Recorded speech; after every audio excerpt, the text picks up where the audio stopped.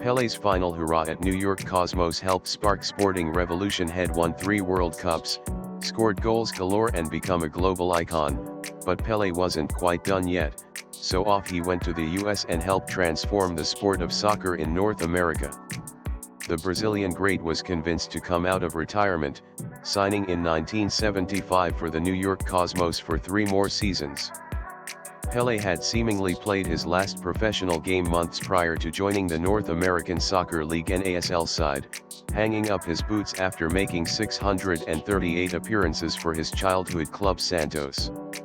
It was almost unfathomable that Pele would ever play for any other club apart from Santos, but he joined the Cosmos midway through the 1975 season on a $1.67 million a year contract, despite soccer struggling to generate much interest in North America at the time. Pele came, saw, and conquered, and by the time OREI the King left in 1977, he was an NASL champion who had helped spark a soccer boom. During 3 seasons with the Cosmos, Pele helped transform the domestic landscape of the sport of soccer, the Cosmos said in a statement after his death this week. Where once there had been baseball diamonds, now there were also soccer pitches. The Cosmos and their king not only started a sporting revolution in America, they also traveled the world to spread the gospel of the beautiful game. Even now, after almost 50 years, Pele's influence is still being felt across both the men's and women's games in North America. His move to Cosmos paved the way for other greats, such as Giorgio Chinaglia and Franz Beckenbauer, to follow suit, and although the NASL ultimately folded in 1984, it set a blueprint for Major League Soccer MLS when it was established in 1993. Superstars such as David Beckham, Gareth Bale, Thierry Henry, and Zlatan Ibrahimovic have all followed in the footsteps of Pele by helping grow the sport in North America by playing in the MLS. Soccer in the US is now thriving, with the US national men's team impressing during the Qatar 2022 World Cup. Scouts from across the world are now looking at North America to discover new talent, with the sport cemented into the fabric of society and being naturally passed down through generations. Much of the early work was done in the 1970s thanks to Pele's natural ability and infectious smile. CNN's Don Riddle spoke with supporters about Pele during Qatar 2022, with one American saying the legend changed his life. Watching him was the first professional game I ever saw in 1975, and because of that, one of the reasons this is my 11th World Cup, Clifton Brumand told CNN. Watching him and his ability hooked me to coming and watching soccer and the World Cup. In the season before Pele joined Santos in 1975, the Cosmos' largest attendance for a match was a little over 8,000 people.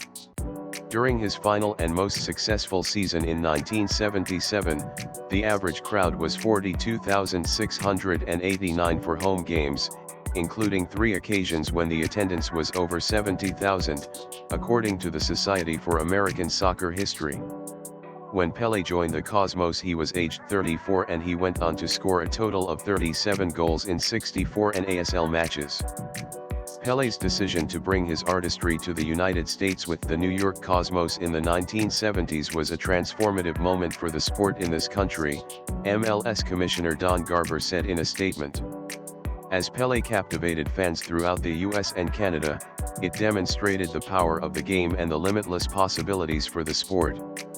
The Cosmos' first general manager Clive Toye played a key role in getting the sport's then biggest superstar to join the Cosmos. A former journalist who was heavily involved in the NASL's creation, Toye had a vision for the future of soccer in the US and believed Pele was the man to make that dream a reality. However, Toye and the Cosmos faced some stiff opposition from around the world for Pele's signature. Heavyweight political intervention was even brought to bear, with Pele saying then US Secretary of State Henry Kissinger had helped convince him to join the Cosmos.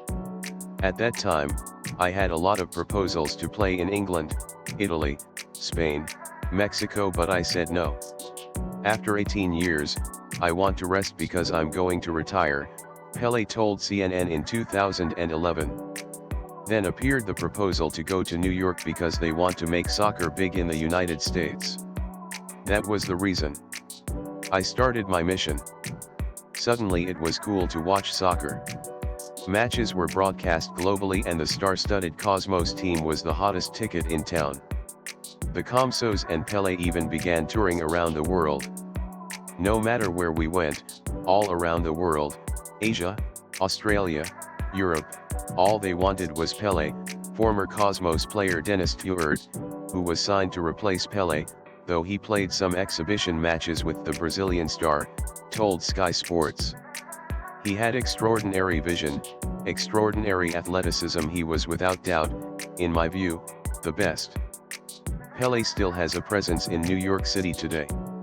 The Pelé Soccer Store was opened in 2019 and sits on the iconic Times Square, a location many fans flocked to after news of his death.